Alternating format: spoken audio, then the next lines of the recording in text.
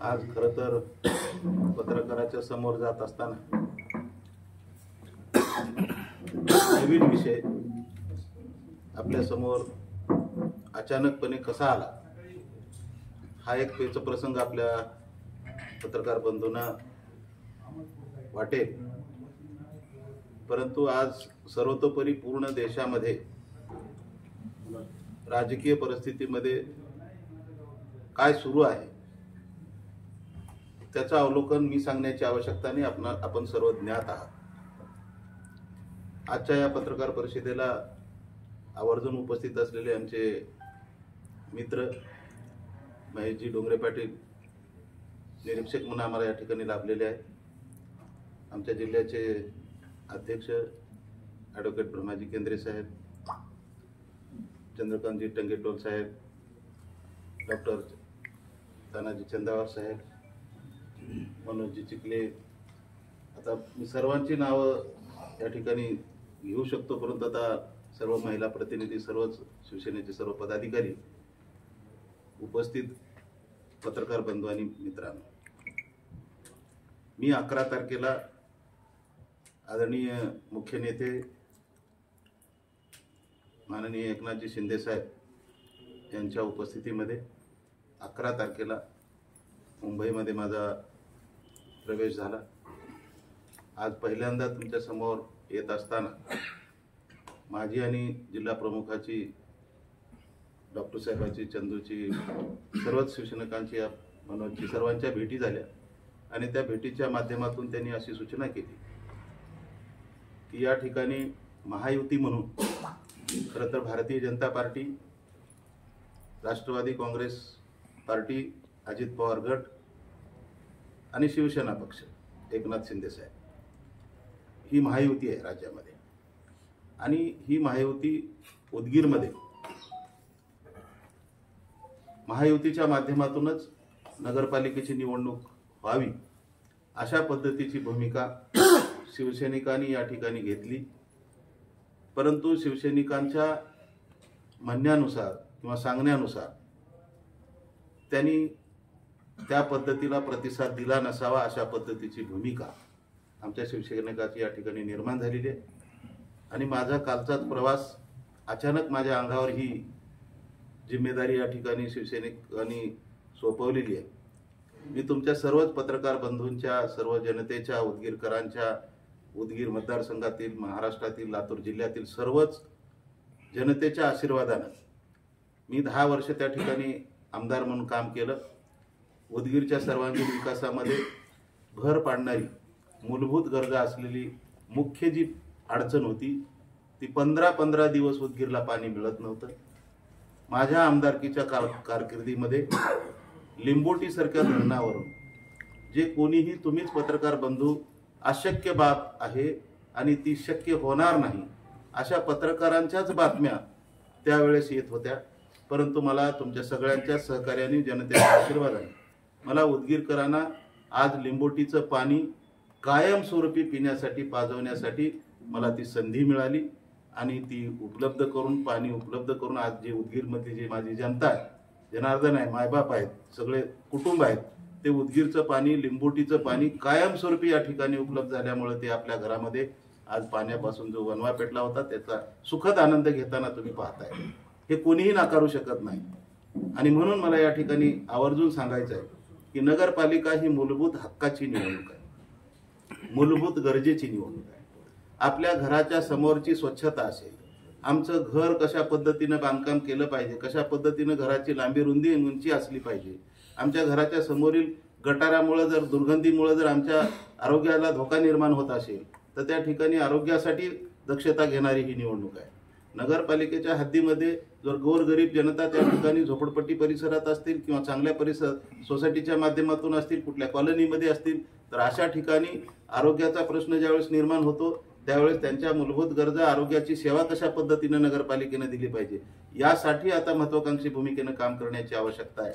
निश्चित रूपाने शहरातले रस्ते असतील, या ठिकाणी मला आनंद वाटतो की माझ्याच काळामध्ये अंडरग्राऊंड ड्रेनेज, ज्यावेळेस बसवराज बागबंदे अध्यक्ष होते नगरपालिकेचे, त्यावेळेस आम्ही प्रस्ताव तयार केला आणि विशेष करून आपल्या उदगीरमध्ये ज्या घरामध्ये आपण राहतो त्या घरामधलं आपलं जे शौचालयाचं जे पाणी त्या घरामधल्या संडास बाथरूमच्या माध्यमातून जे पर्क्युलेट होतं आणि ते पर्क्युलेट झालेलं पाणी जमिनीमध्ये आतमध्ये पर्क्युलेट होऊन आजूबाजूच्या बोर असतील, आजूबाजूच्या कुणाच्या पारकटी गल्लीसारख्या ठिकाणी विहिरी असतील, विंधन विहिरी, तर अशा ठिकाणी त्या पर्क्युलेट झालेल्या पाण्यामुळं मोठ्या प्रमाणामध्ये उदगीरच्या कुटुंबांना त्या पाण्यामध्ये TDS वाढून रोगराईला सामोरं जावं लागत होतं.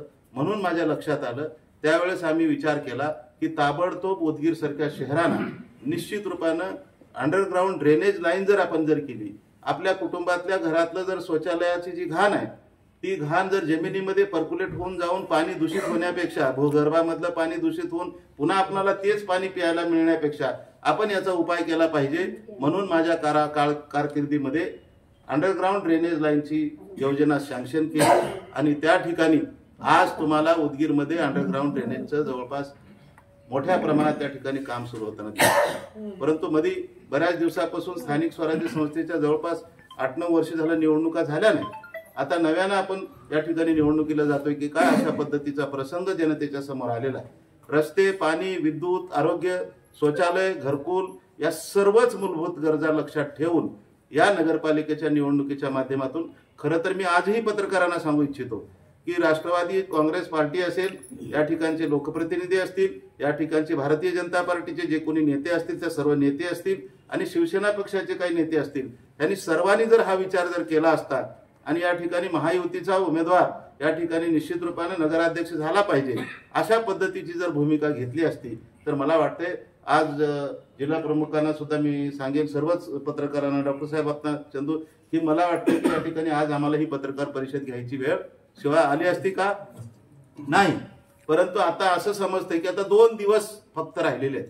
आता 2 दिवसामध्ये आणि कशा पद्धतीनं शिवसेनेचे आता उमेदवार त्या ठिकाणी शिवसेना पक्ष एकनाथ शिंदे साहेबांच्या नेतृत्वामध्ये खरं तर आमची महाराष्ट्राची बुलंदतो गेल्या पंचवार्षिक योजनेमध्ये महाराष्ट्रामध्ये 2.5 वर्षाच्या कारकिर्दीमध्ये लाडक्या बहिणीचं जी योजना आणणारे आमचे जे नेते आहेत ते एकनाथजी शिंदे साहेब आहेत आणि खऱ्या अर्थानं लाडक्या बहिणीच्या योजनेच्या माध्यमातून मोठ्या प्रमाणात या ठिकाणी फायदा झाला. बिहारमध्ये सुद्धा आपण पाहिलं, लाडक्या बहिणीच्या योजनेच्या माध्यमातून मोठ्या प्रमाणात महिला वर्ग आकर्षित, भारतीय जनता पार्टी महायुतीला त्या ठिकाणी आकर्षित झाला आणि निश्चित रूपाने याही ठिकाणी या नगरपालिकेच्या माध्यमातून नगर परिषदेचा नगराध्यक्ष हा महायुतीचा झाला पाहिजे अशा पद्धतीचा उदात्त हेतू जर ठेवून या तिन्ही पक्षाच्या नेत्यांनी एकत्रितरित्या बसून जर हा निर्णय घेतला असता तर मला वाटतंय की निश्चित रूपाने या ठिकाणी ही वेळ शिवसेना पक्षाला वेगळी चूल मांडायची आली नसती. परंतु सुदैव म्हणावं लागेल की निश्चित रूपानं एखाद्या संधीचं सोनं करण्याची माझी ताकद आहे आणि सुधाकर भालेरावला संघर्ष करण्याची सवय लागलेली आहे. भारतीय जनता पार्टी या ठिकाणी कुठल्याच पद्धतीनं नव्हती, त्यावेळेस मी या ठिकाणी भारतीय जनता पार्टी या ठिकाणी उभा करण्यासाठी मला तुमच्यासारख्या सर्व कार्यकर्त्यांनी आशीर्वाद दिला. आदरणीय लोकनेते गोपीनाथरावजी मुंडे साहेब असताना, हयात असताना मुंडे साहेबांच्या घरात पंकजाताई मुंडे आणि दारात सुधाकर भालेराव, मराठवाड्यातल्या 8 जिल्ह्यामध्ये फक्त 2 आमदार म्हणून आम्ही त्या ठिकाणी काम केलेलं आहे आणि अशा भयावह परिस्थितीमध्ये भारतीय जनता पार्टीला बळकटी मिळाली. आज देशाचे नेते नरेंद्र मोदी साहेब प्रधानमंत्री आहेत, या ठिकाणी मोठ्या प्रमाणामध्ये देवेंद्रजी फडणवीस साहेब आज मुख्यमंत्री आहेत, दुसरे उपमुख्यमंत्री एकनाथजी शिंदे साहेब आहेत, तिसरे उपमुख्यमंत्री अजितदादा पवार साहेब आहेत. अशा परिस्थितीमध्ये आता आम्हाला पुन्हा एक वेगळ्या पद्धतीचं जनतेच्या समोर जाऊन त्या ठिकाणी जनतेच्या समोर आम्हाला आशीर्वाद मागण्याची वेळ या ठिकाणी आलेली आहे आणि मला विश्वास आहे की आमच्या संघर्षाच्या लढाईला आणि उदगीरच्या सर्वांगीण विकासाला उदगीरची जनता आम्हाला आशीर्वाद दिल्याशिवाय राहणार. कारण उदगीरनं गेल्या 35 वर्षामध्ये ज्या वेळेस मी भारतीय जनता पार्टीच्या ताब्यात नगरपालिका आणण्याच्या अगोदर काय उदगीरची परिस्थिती भयावह करून ठेवली होती, कशा पद्धतीनं उदगीरमध्ये एखाद्याने कुटुंबाने जर जागा विकत घेतली, आजही ती चित्र फार विचित्र दिसते. मला या ठिकाणी सांगायला वागू वाटत नाही आणि चुकीचंही ठरणार नाही. एखादा जर प्लॉट खरेदी केला तर त्याच्या पाठीमागे कुठला तरी RTIचा कायदा टाकायचा आणि त्या कुटुंबाला बेजार करायचं आणि तो कुटुंब परेशान होऊन आज हातबल होतोय आणि अशा पद्धतीच्या परिस्थितीमध्ये भ्रष्टाचाराच्या माध्यमातून कुठल्याही माध्यमातून असेल तर निष्प्रह त्या ठिकाणी कार्यकर्त्याला मदत झाली पाहिजे अशा पद्धतीची शिवसेना पक्षाची भूमिका राहील. येणाऱ्या काळामध्ये उदगीरच्या नगरपालिकेच्या हद्दीतील सर्वांगीण विकासासाठी हा लढा असेल. या ठिकाणी उदगीरच्या सर्वच जाती धर्मातील सर्व समाज बांधवांना एकत्रितरित्या घेऊन मोठ्या प्रमाणामध्ये या ठिकाणी मुस्लिम समाज आहे, या ठिकाणी मुस्लिम समाजाच्या समोर सुद्धा आम्हाला जात असताना त्यांच्याही समोर मोठ्या पद्धतीनं एक पेचप्रसंग निर्माण होणार आहे की सुधाकर भालेराव कालच तुतारीमध्ये होते आणि आज आता परत शिवसेना पक्षामध्ये आहे. हा जुगलबंदीचा विषय नाही, परंतु हा देशाच्या राजकारणाचा विषय नाही, हा राज्याच्या राजकारणाचा विषय नाही, परंतु मूलभूत गरजा, कुटुंबाच्या मूलभूत गरजा असलेला हा विषय अत्यंत महत्वाचा आहे आणि ह्या अत्यंत मूलभूत गरजाच्या विषयाची ही निवडणूक आहे.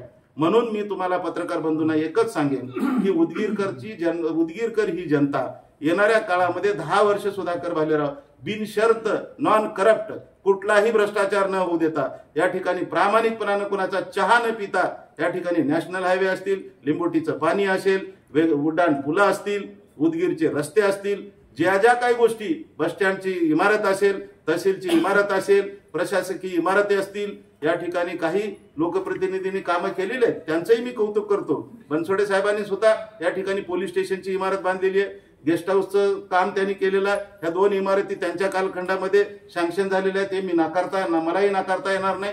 परंतु ज्या बाकीच्या जुन्या बिल्डिंग आहेत ह्या सुधाकर भालेरावच्या काळामध्ये आहेत, हे कोणीही नाकारू शकत नाही. तुम्ही कुठल्याही शासन प्रशासन लेवलवर जाऊन तुम्ही जर त्याची माहिती काढली तर सुधाकर भालेरावच्या काळामधले नॅशनल हायवे असतील, लिंबोटीचं पाणी असेल, प्रशासकीय इमारतीमधल्या काही इमारती असतील, ती माझ्या काळातल्या मंजुरी झाल्यात. काही भूमिपूजन करायची मला सवय नव्हती आणि कुठलाही भूमिपूजन मी केला नाही.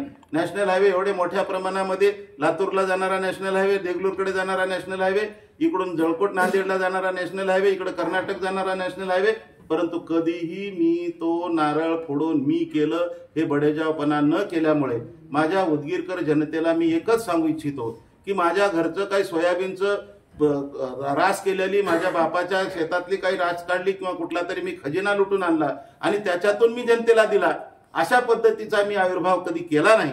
हा शासनाच्या प्रशासन योजनेतला जो फायदा आहे, जे रक्षक म्हणून तुम्ही मला आमदार केलं त्यावेळेस मी या ठिकाणी तुमचा रक्षक म्हणूनच या ठिकाणी काम केलं. मात्र ते मी त्याचा बडेजावपणा केला नाही, त्याची प्रसिद्धी केली नाही. हे माझ्यासाठी माझे कार्यकर्ते बरेच म्हणतात की साहेब हे तुम्ही केलो नाही, परंतु आता मात्र आताचे लोकप्रतिनिधी प्रत्येक काम आम्ही केलोय अशा पद्धतीचं सांगतात आणि त्यामुळे ते मोठ्या प्रमाणामध्ये लोकांपुढे आम्ही विकास पुरुष आहोत अशा पद्धतीची भूमिका सुद्धा सांगतात. परंतु मी हात जोडून विनंती करेन की माझ्या सुजाण मतदार राजांना, उदगीर नगरपालिकेच्या हद्दीतील असलेल्या सर्वच मतदारांना, सर्वच नागरिकांना मी ज्या सांगितलेल्या गोष्टीमधली एकही चूक असेल, एकही गोष्ट जर चुकीची असेल तर मी छत्रपती शिवाजी महाराज यांच्या चौकामध्ये येऊन पाहिजे ते शिक्षा भोगायला तयार आहे. परंतु मी जे केलंय ते उदगीरकरांच्या हितासाठी केलंय, उदगीरकरांच्या जनतेसाठी केलंय आणि हे प्रामाणिक लढा आता शिवसेना पक्षामध्ये माझी या ठिकाणी प्रवेश झालेला आहे. आता मी पुढच्या कालखंडामध्ये सुद्धा उदगीरच्या सर्वांगीण विकासासाठी सर्व जाती धर्मातील, सर्व समाजातील समाज बांधवांना एकत्रित घेऊन तुमच्या सर्वांच्या पत्रकारांच्या उपस्थितीमध्ये पुढील आम्ही सेवा करण्याचं व्रत या ठिकाणी घेतलेलं आहे. म्हणून शिवसेना पक्ष हा धनुष्यबाण ही निशाणी आहे.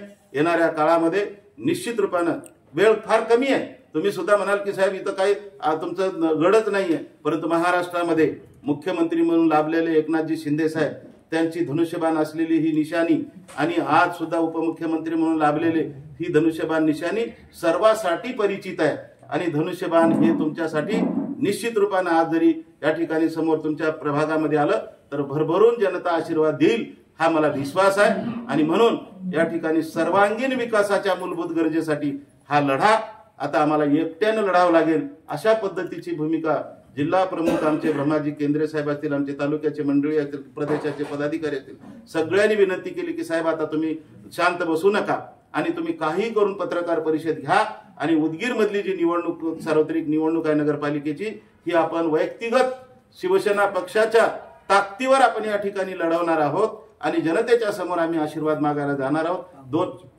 अहमदपूरची सुद्धा, अहमदपूर तालुक्यातील सुद्धा नगर परिषद त्या ठिकाणी आता जिल्हा प्रमुखांनी सांगितले की तिथलीही निवडणूक या ठिकाणी व्यक्तिगत स्वरूपामध्ये त्या ठिकाणी लढवली जाणार आहे अशा पद्धतीची त्यांची सूचना आलेली आहे. आता मला त्याही ठिकाणी जावं लागेल. म्हणून तुमच्या सर्व पत्रकार बंधूंचा सगळ्यांचा आशीर्वाद आणि सहकार्य, शुभेच्छा, खऱ्या बातम्या, खरे खोटे बोल जर आपण शब्द वापरला तर खोटे आणि खरे हे शोधण्याची प्रक्रिया आणि रणनीती कुणात असेल तर ती पत्रकार माध्यमातून असते. पत्रकार माध्यमांनी मात्र कधीही त्या ठिकाणी दुजाभाव न करता मी सर्वांना विनंतीच करेन की जर आमच्याकडनं काही चुका झाल्या असतात तर निश्चित सांगा. काही त्याला भाडभीड करायची गरज नाही, कुणाची घाबरायची चिंता नाही. पण तू सत्य आहे ते सत्य सांगितलं पाहिजे. त्याचंच नाव लोकशाहीचा चौथा खांब पत्रकारिता आहे. म्हणून पत्रकारितेवर आज विश्वास ठेवून मी जनतेच्या समोर पत्रकारितेच्या माध्यमातून आवाहन करू इच्छितो की शिवसेना पक्ष धनुष्यबाण ही निशाणी नगराध्यक्षाचा उमेदवार असेल, आमच्या नगरपालिकेच्या प्रभागातला नगरसेवकाचा उमेदवार असेल, त्यांना भरभरून धनुष्यबाणावर आपण मतदान करून त्या ठिकाणी आशीर्वाद द्यावा ही अपेक्षा व्यक्त करतो. आणि पत्रकार बंधूंचं या सर्व पदाधिकाऱ्यांचं मोठ्या प्रमाणात कार्यकर्ते या ठिकाणी अचानक उपस्थित झाले आणि वेळेअभावी अगदी उद्याचा दिवस आणि परवाचा दिवस 2च दिवस शिल्लक आहेत आणि ह्या 2 दिवसामध्ये आम्हाला आता उमेदवारी कशा पद्धतीने उपस्थित होतील आणि जे चांगले चांगले उमेदवार आमच्या सोबत यायला तयार आहेत, जेवढे येतील त्यांच्या सोबत आम्ही ताकदीने आम्ही त्या ठिकाणी निवडणूक लढवणार आहोत. यात कुठलीही आता शंका उरलेली नाही असं मला वाटतं. म्हणून सर्व पत्रकार बंधूंचं मी पुन्हा एकदा धन्यवाद व्यक्त करतो. आपण सर्वांचं सहकार्य, आपल्या सर्वांचं सहकार्य आम्हाला लाभेल, पुढची सेवा करण्याची संधी मिळेल अशी अपेक्षा व्यक्त करतो आणि माझ्या वाणीला विराम देतो. आपण काय विचारायचं असेल तर विचारू शकतो. 2 प्रश्न आहे. 2016 मध्ये 2016 मध्ये तुमच्या नेतृत्वाखाली उदगीर नगरपालिकेची निवडणूक झाली आणि लोकांनी एक हाती सत्ता दिली भाजपला. आम्हाला वाटतं की तुमचं दुर्लक्ष झालं त्यावेळी. आता दुसरा प्रश्न असा आहे की आता नगराध्यक्षपदाची निवडणूक लढवणार का? आणि लिंबोटीची योजना आली पण सर्वसामान्य लोकांवर दुप्पट पाणीपट्टी लादली गेली, कर लादले गेले. याच्याबाबत काही 5-4 वर्षात प्रशासक काळात कुणीच आवाज उठवले नाही. सत्ताधारी पक्षांनी नाही, विरोधी पक्षांनी नाही. लोकांना कोण वाली आहे, लोकांच्या समस्यासाठी कोण वाली आहे? आता लोकांच्या पुढे काय विषय घेऊन जाणार ते? आपला पहिला प्रश्न, नगरपालिका ज्यावेळेस हातात आली, नगराध्यक्ष बसवराज बागवंदे भारतीय जनता पार्टीचे म्हणून झाले. त्यावेळेस मी आमदार असताना जेवढा विकास सर्वांगीण करता येईल त्यासाठी मोठ्या अडचणी होत्या. शहरामध्ये पिण्याच्या पाण्याची अडचण होती, रस्त्याची अडचण होती, गटाराची अवस्था बेकार होती. त्या ठिकाणी मोठ्या प्रमाणामध्ये शहरामध्ये रेल्वेचा हे सगळं तुमचा अगोदर विषय त्यांच्या प्रश्नाचं उत्तर द्या. त्यांच्याच प्रश्नाचं उत्तर दिलं. त्यांच्या प्रश्नाचं उत्तर द्या, कारण का लांबू लागले. तुम्ही मला बघा, प्रश्न आपला थोडक्यात असला तर मला थोडक्यात देते. तुम्ही 3-4 प्रश्न एकदाच कॉम्बिनेशन केले. नगरपालिका एक हाती पहिल्यांदा भाजपाच्या हातात तुमच्या नेतृत्वाखाली लोकांनी दिली. म्हणूनच एक हाती दिली. जर तेथून थेट नगराध्यक्ष होते. उदगीरमध्ये अनेक उद्यानं आहेत, भकास आहेत, त्याचा विकास झाला का? पाणी पुरवठा योजना आणली पण प्रशासक काळात दुप्पट पाणीपट्टी लादली गेली लोकांवर, कर लादले गेले, कर वाढ झाली. त्याबाबत प्रशासक काळात जे वाढ झाली तेव्हा कोणीच आवाज उठवला नाही. सत्ताधारी नाही, विरोधी पक्ष नाही, काहीच नाही. हे का? आता लोकांच्या पुढे काय घेऊन जाणार? आता चांगला प्रश्न विचारला आपण. उदगीरकरांना गार्डन वगैरे ह्या सगळ्या गोष्टी सोयी सुविधा त्या ठिकाणी उपलब्ध करून दिल्या पाहिजे. बरेच गार्डनच्या जागा काही नेते मंडळींनी त्या ठिकाणी ताबा केला अशा पद्धतीची भूमिका सुद्धा त्या ठिकाणी झालेली आहे. त्या जागा सुद्धा ओपन कशा पद्धतीने करता येईल, काही कोर्टात सुद्धा केसेस चालू आहेत. अशा जागा सुद्धा पुढे भविष्यामध्ये त्याच्यावर कोणीही अतिक्रमण केलेलं असेल तर ते अतिक्रमण सुद्धा हटवले जातील आणि गार्डन त्या ठिकाणी कशा पद्धतीने होईल त्यासाठी प्रयत्न केला जाईल. परंतु परिस्थिती त्या ठिकाणी तुम्हाला एकच सांगू इच्छितो की आपल्याकडे पिण्याच्या पाण्याची वणवा होती, पाणीच पिण्याचं मिळत नव्हतं. परंतु अशा पद्धतीच्या अडचणीला सामोरं जात असताना 15-15 दिवसाला पाणी कुटुंब त्या ठिकाणी वाट पाहत होतं की 15 दिवसाला एकदा तरी पाणी येईल का. आणि अशा परिस्थितीची भयावह परिस्थिती असताना त्याच माझ्या कालखंडामध्ये त्याच वेळेस आम्ही असताना आज येत साहेब ऐका ना त्या ठिकाणी लिंबोटी सारख्या पाण्याची योजना मंजूर करून आज उदगीरला त्या ठिकाणी पोहोचवण्याचं काम मी त्या ठिकाणी केलेलं आहे. निश्चितच आज जर पाणी नसेल तर त्याचं नियोजन करण्यासाठी आता ही नगरपालिकेची निवडणूक आहे. तुम्ही आशीर्वाद द्या. पाणी रोज जर तुमच्या दारामध्ये जर सकाळ संध्याकाळ नाही आणलं तर सुधाकर भालेराव नाव नाही सांगणार. वाढलेली पाणीपट्टी आता प्रश्न दुसरा.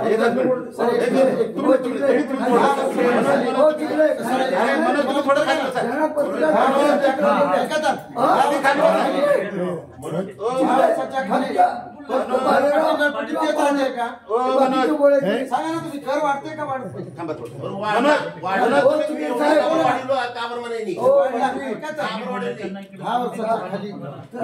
बियस थांबा. मनोज, मनोज इकडे माझ्याकडे बघा. तुम्ही थोडं बसा. बसा. आजीबात तिकडे आहे का? हो मनोज, आता पत्रकार परिषद झाल्यानंतर तुम्ही बोला, तोपर्यंत नाही. म्हणजे कोणीही डिस्टर्ब करू नका प्लीज. साहेब निवडणूक आली की तुम्ही नवीन नवीन मुद्दे काढता. मागील त्यावेळेस म्हणत होतो की तीव्र बॅनर्सचा तुम्ही भ्रष्टाचार काढला, पण त्याचा पुढे काय झालं? चौकशी चालू आहे, लावली आहे चौकशी त्याची. आता आचारसंहिता आहे, होऊ द्या, अजिबात चिंता करू नका त्याची. मी कुणाचीही गय करणार नाही, माझी सुद्धा कोणी गय करू नये. मी जर चुकला असेल तर मलाही त्या ठिकाणी शिक्षा झाली पाहिजे, आणि जर दुसरा कोणी चुकला असेल तर त्यालाही शिक्षा झाली पाहिजे. राजनीती रक्षक म्हणून केलं पाहिजे, भक्षक म्हणून राजकारण जर करायचं असेल तर आयुष्यात आम्ही राजकारण करणार नाही. समाजसेवेचं व्रत घेऊन राजकारण करणार आहोत. राहिला प्रश्न रोशनजी, आपण फार चांगला मुद्दा मांडला.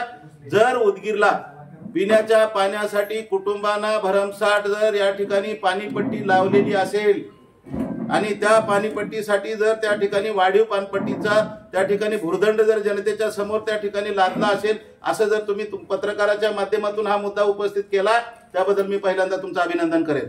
आणि पहिल्यांदा नगरपालिकेच्या आतमध्ये शिवसेनेचा नगराध्यक्ष आणि नगरपालिकेचे नगरसेवक त्या ठिकाणी माझा पहिला ठराव असेल की उदगीरला नगरपालिकेच्या माध्यमातून पाण्याची टॅक्सची जी वाढ केलेली आहे ते कमी करून त्या ठिकाणी जनतेला दिलासा दिला जाईल. नाही, 4 वर्ष तुम्ही जे विरोधी पक्षात होता तुम्ही, तर त्यावेळेस तुम्ही का आवाज उठवले नाही, हा प्रश्न आहे यांचा. मी तुम्हाला एकच सांगू शकतो, व्हीएस आपण फार सिनियर पत्रकार आहात, मला या ठिकाणी क्रॉस मॅच करायची गरज नाहीये. अत्यंत महत्वाची निवडणूक आहे. अजून आपण परत वेगवेगळ्या मुद्द्यावर आपण बोलू. या ठिकाणी मूलभूत गरजा असलेले निवडणूक आहे. याच्यावर राजकारण म्हणून मी या ठिकाणी करणार नाही. राजकारणाच्या पलीकडे जाऊन बोलायची आवश्यकता नाही. डॉक्टर बाबासाहेब आंबेडकरांनी म्हटलेलं आहे, सत्ता ही यशाची गुरुकिल्ली आहे. सत्तेपुढे शहाणपण चालत नाही. सत्ताधाऱ्यांनी चांगल्या पद्धतीनं काम केलं पाहिजे. या ठिकाणचा लोकप्रतिनिधी असेल, या ठिकाणच्या व्यवस्था असेल, त्यांनी चोखपणानं राबवलं पाहिजे.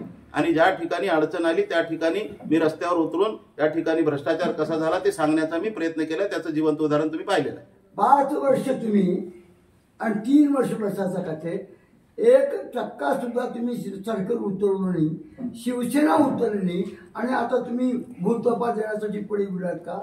माऊली, आम्ही भूलतपासाठी तुमच्याकडे आलो नाही. आम्ही जनतेच्या सेवेसाठी समोर आलेलो आहोत.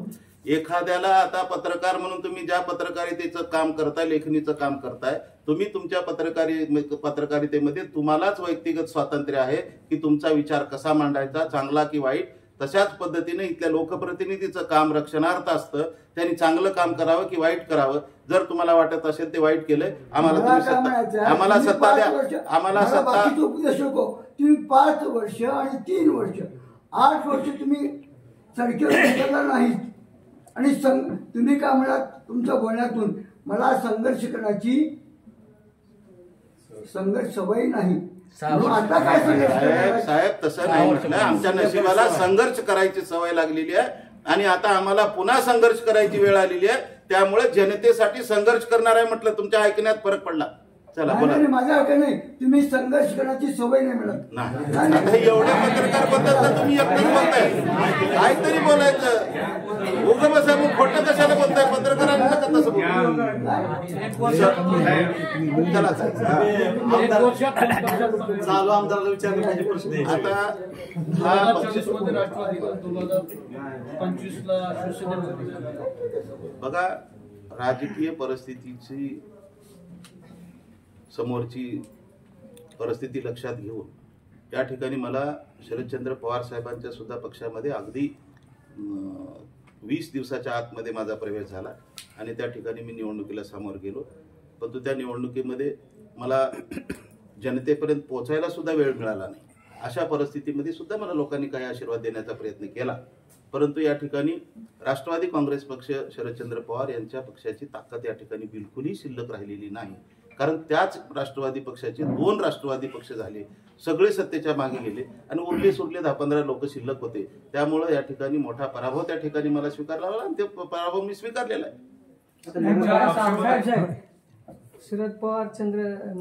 शरदचंद्रजी पवार साहेबांचे राष्ट्रवादीचं ही राही 64,000 मतदान पडले. मग दिलं म्हटलं ना, जनतेने मला, माझ्यावर प्रेम करणाऱ्या जनतेने मला आशीर्वाद अहो, दिला. तुमच्यावर प्रेम करणारे भरपूर आहेत हो. आता इथे बी आज प्रेम करणारे आहेत. परंतु मला एक काय म्हणायचे, मागच्या निवडणुकीमध्ये असंच बोललो होतो. नगरपालिकेच्या निवडणुकीमध्ये नगराध्यक्ष बसवराज बागबंदेला केलो. पुन्हा जसं ते एस कुलकर्णी म्हणले, त्यांनी जसं म्हणलंय त्याच पद्धतीने ते विषय झाला मागच्या वेळेस. बघा, नगरपालिकेच्या माध्यमातून माझ्या काळात जी कामं झाले ते तुम्ही कोणीच नाकारू शकत नाही. विरोधक म्हणून तुम्ही या ठिकाणी चर्चा करण्यापेक्षा पत्रकार म्हणून जर चर्चा केली, तुम्ही जिथं पाणी पिताय ते पाणी सुधाकर भालेरावच्या काळातलं आहे, त्या नगरपालिकेच्या काळातलं आहे. उगं काहीतरी जरी तुम्ही जर वेळेवाट बोलत असाल तर तुम्हाला देव सुद्धा माफ करणार नाही, तुम्ही स्वतःला माफ करणार नाही. मी तुम्हाला प्रामाणिकपणाने सांगतोय, तुम्ही त्याला वेळेवाकडे गालबटला होता तर तो माझा नाविलाज आहे. मला फक्त तुम्हाला प्रामाणिकपणाने एवढंच सांगायचं आहे, उद्याची निवडणूक ही मूलभूत हक्काची आहे. त्याबद्दल ज्या गरजा आहेत, सरकारी हॉस्पिटल शहरामध्ये अजिबात सरकारी हॉस्पिटलमध्ये कुठल्याही पद्धतीची यंत्रणा त्या ठिकाणी चांगल्या पद्धतीने राबवली जात नाही. मोठ्या प्रमाणामध्ये प्रायव्हेट हॉस्पिटलमध्ये जाऊन त्या ठिकाणी लोकांना औषध उपचार घ्यावा लागतो. न परवडणाऱ्या औषधांना त्या ठिकाणी तोंड द्यावं लागतं. त्या योजनेच्या माध्यमातून कशा पद्धतीनं प्रभागामध्ये वेगवेगळ्या झोपडपट्टी असतील त्या ठिकाणी एखादा प्राथमिक आरोग्य केंद्र नगर परिषदेच्या माध्यमातून उभा करता येईल का? त्या ठिकाणी त्या जनतेला सोयीस्कर विलाज दवा उपचार, त्या ठिकाणी औषधोपचार करता येईल का? ह्या सगळ्या गोष्टी आहेत. मी एका पत्रकार परिषदेमध्ये मी सांगत बसू शकणार नाही.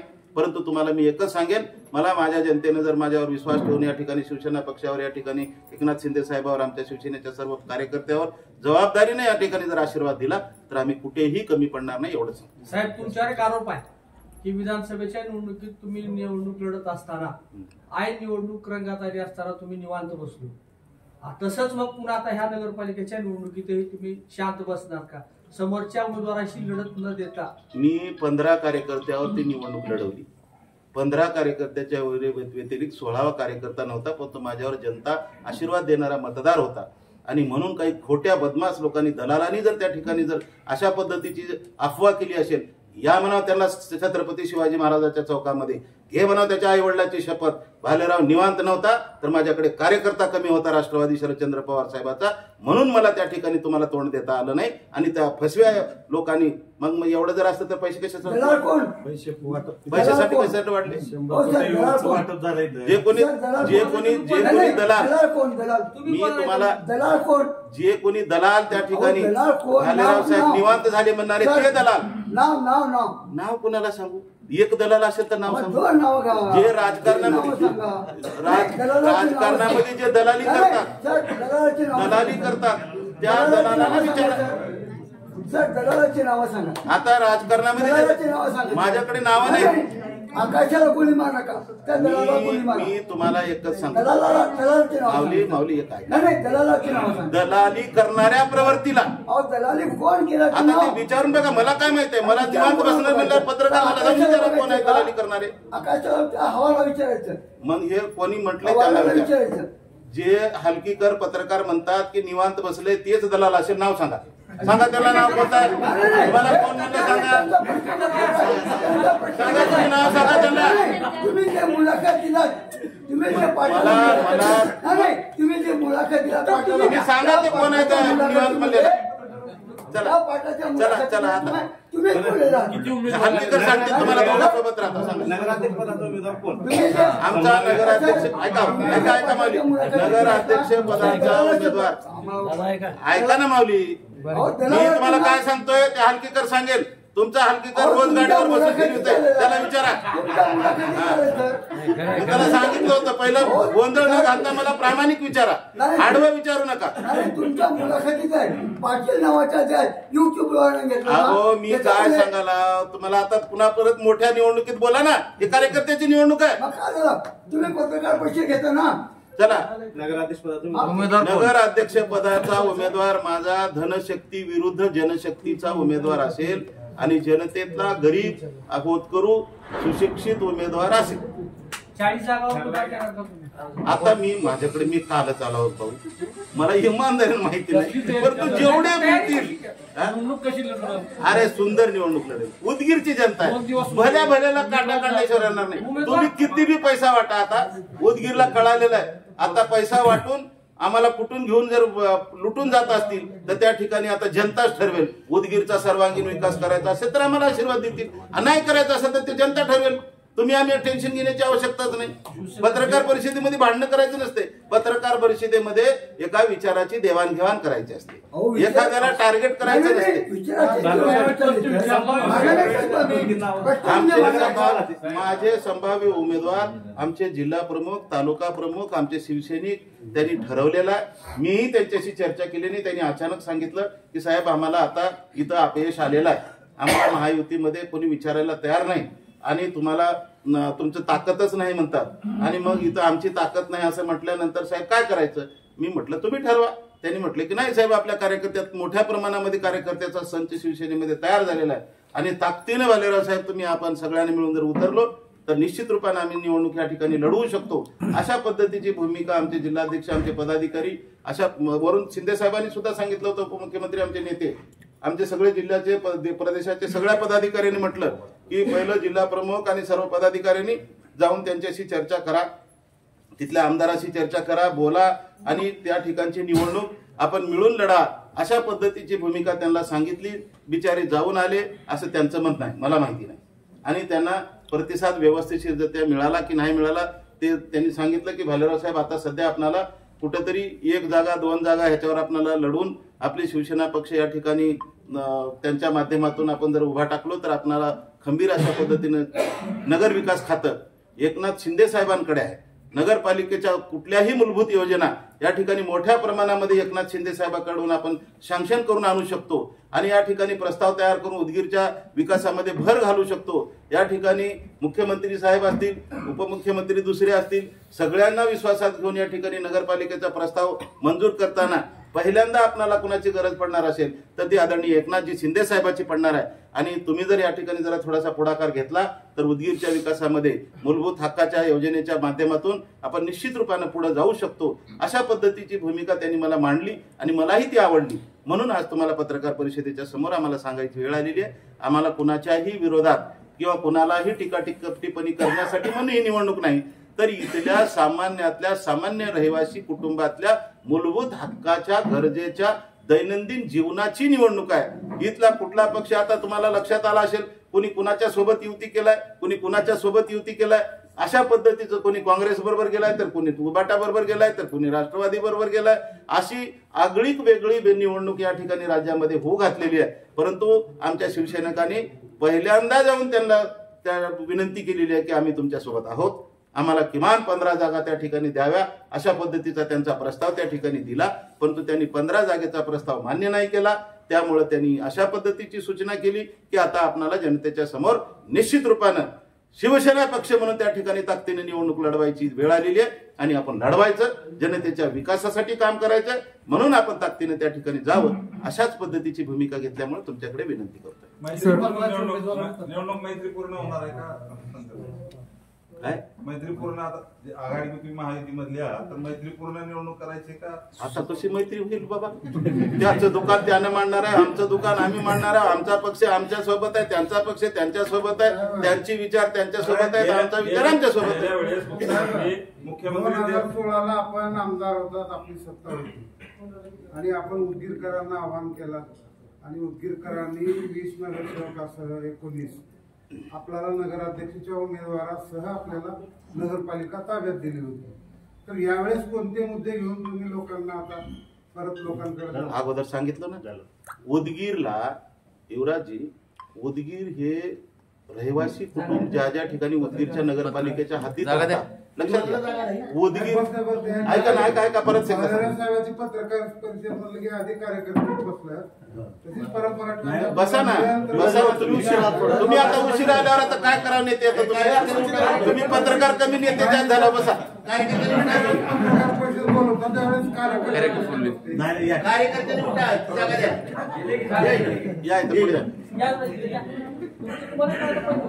त्यावेळेस एवढा मोठा माणूस असं म्हणल्यावर कसं व्हायचं? त्यावेळेस ते पवार आलते, आमदार पवार. कार्यकर्ते पहिले ऐका ना, तुम्हाला मूलभूत योजनेची ही निवडणूक आहे. त्यामुळे तुमच्या प्रश्नाचं मी एकच उत्तर देईन की गटार, पायवाटा, शौचालय, घरकुल, पिण्याचं पाणी, आरोग्य ह्या नागरी समस्या ह्या मूलभूत हक्काच्या आहेत आणि त्याच्यासाठी ही निवडणूक आहे. महायुतीच्या माध्यमातून निवडणूक लढवावी अशा पद्धतीची शिवसैनिकांच्या नेत्यांनी त्या ठिकाणी प्रयत्न केलेला आहे. त्यांनी महायुती म्हणून लढावा अशी त्यांनी विनंती केली, परंतु येथील लोकप्रतिनिधी असतील की तिथले जे काही पदाधिकारी असतील वेगवेगळ्या पक्षाचे तिन्ही पक्षाच्या माध्यमातून त्यांनी प्रतिसाद शिवसेना पक्षाला दिला नाही. म्हणून त्यांनी सांगितलं की साहेब तुम्ही आता कालच तुम्ही 11 तारखेला प्रवेश केलेला आहे आणि आमची इच्छा आहे की आमचा कार्यकर्ता निवडणूक लढवायला सक्षम आहे. त्या ठिकाणी निवडणूक लढवून सेवा करण्याची त्यांची दृढ इच्छा आहे, परंतु त्या ठिकाणी तिकीट न मिळाल्यामुळे तो निवडणूक लढवू शकणार नाही. जनतेच्या समस्या त्या ठिकाणी ताठरपणाने मांडू शकणार नाही. त्या विकासामध्ये तो हातभार लावू शकणार नाही. म्हणून त्यांना संधी मिळाली पाहिजे अशा पद्धतीची भूमिका कार्यकर्त्यांनी घेतली. त्यामुळं जिल्हा परिषद जिल्हा प्रमुखांनी आणि शिवसैनिकाच्या सर्व तालुका प्रतिनिधींनी सर्वांनी सांगितलं प्रदेशांनी की बाबा जर तुम्हाला कोणी विचारत नसेल असं वाटत असेल तर तुम्ही निश्चित रूपाने आपली ताकद त्या ठिकाणी शिवसेना पक्ष म्हणून त्या ठिकाणी निर्माण करून त्या ठिकाणी जनतेच्या समोर आशीर्वाद घेऊन त्यांची सेवा करण्यासाठी सक्षम राहा. एकनाथ शिंदे साहेबांनी सांगितलं की तुम्हाला काहीच कमी पडू देणार नाही. मोठ्या प्रमाणामध्ये विकासासाठी निधी लागेल तो तेवढा देण्याचा प्रयत्न करेल आणि विकास रूपी जनतेला आशीर्वाद घेऊन तुम्ही त्या ठिकाणी काम कराल अशी अपेक्षा व्यक्त केलेली आहे. म्हणून आम्ही कार्यकर्ते म्हणून त्यांच्या आता या ठिकाणी नगरविकास खातं सुद्धा त्यांच्याकडे आहे आणि मूलभूत योजनेच्या सर्व योजना मंजूर करून त्या ठिकाणी मोठ्या प्रमाणात काम करता येईल असा एक दृढ संकल्प घेऊन या ठिकाणी आज पत्रकार गेल्या वेळेस आपण निवडणुकीमध्ये भ्रष्टाचार करणारा जेलमध्ये घालणार नव्हतं. आता जेलमध्ये घालणाऱ्याची भ्रष्टाचार करण्याची संख्या वाढली आहे तुमच्या समोर. आता यावेळेस कोणाकोणाला जेलमध्ये घालणार? आता तो प्रश्न निवडणूक होऊ द्या. ही गल्लीची निवडणूक आहे.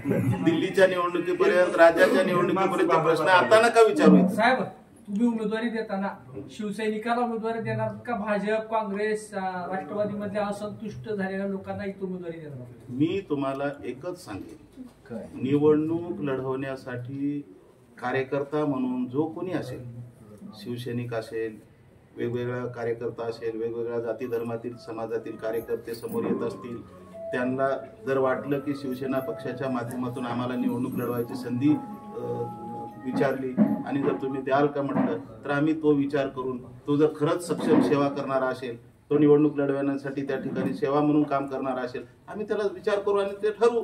आता तुम्हाला पत्रकार परिषदेमध्ये सांगू का ह्याला दिलो त्याला दिलो काय सांगू सांगा?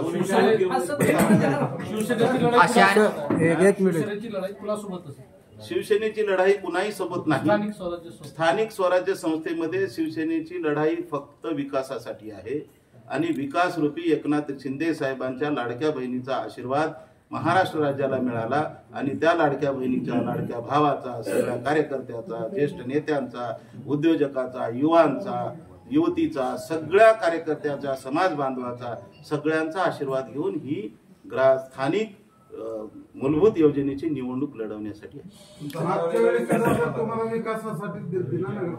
केलं ना. पाणी कुठलं पिवलं? उदगीरमध्ये राहता ना, सुधाकर भालेरावची देण आहे. आता तुम्हाला जे घरातलं तुम्ही नव्हतं आलो, घरात जे शौचालयामध्ये जे आपण जातो ती जी घाण जमिनीमध्ये आतमध्ये पर्क्युलेट होऊन पाण्यामध्ये जाते आणि पाणी आपल्या घरामध्ये बोर बाजूला असतं, तेच पर्क्युलेट होऊन त्या पाण्यामध्ये TDS वाढतं, त्याच्यामुळे आपले कुटुंब आजारी पडतात. हे अख्ख्या उदगीरकराला भेडसावणारी परिस्थिती होती.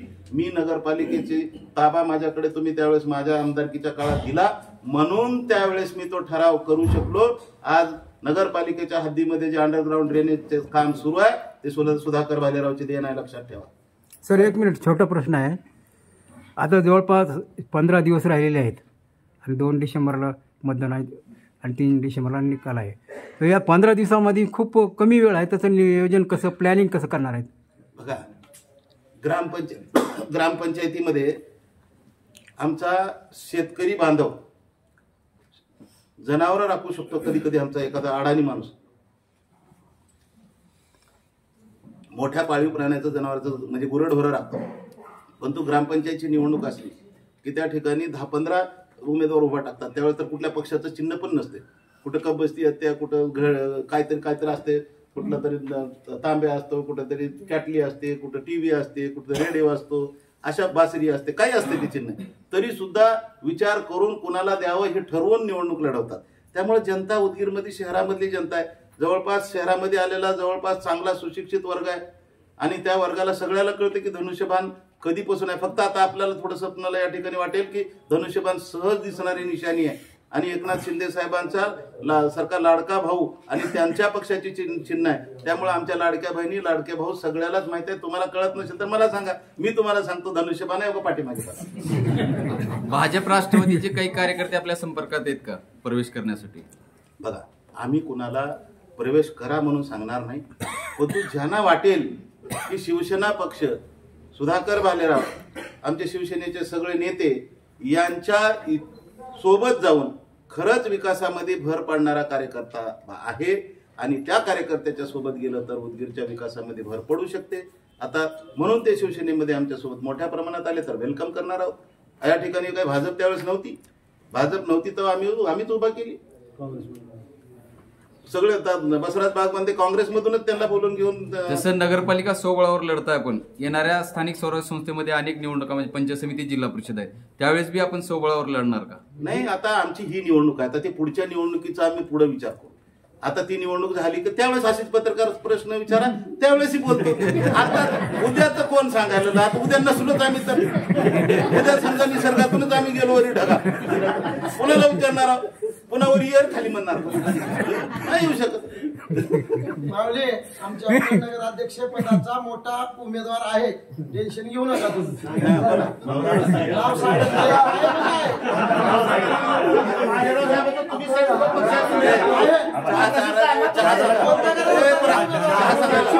इच्छुक उमेदवार आहे ती आमच्या नगराध्यक्ष पदाचा तगडा उमेदवार आहे. मी राहू शकते, कुणी राहू शकते, असं कसं बोलतो? तगडा उमेदवार आहे. नाही, आताच नाही. तगडा आहे. एक नाव सांगा. चला, विषय दुसरा आता डायव्हर्ट करू नका. एवढ्या मोठ्या प्रमाणात सर्व पत्रकार बांधव उपस्थित झाले आणि माऊलीचाही आशीर्वाद लाभला आम्हाला. त्यामुळे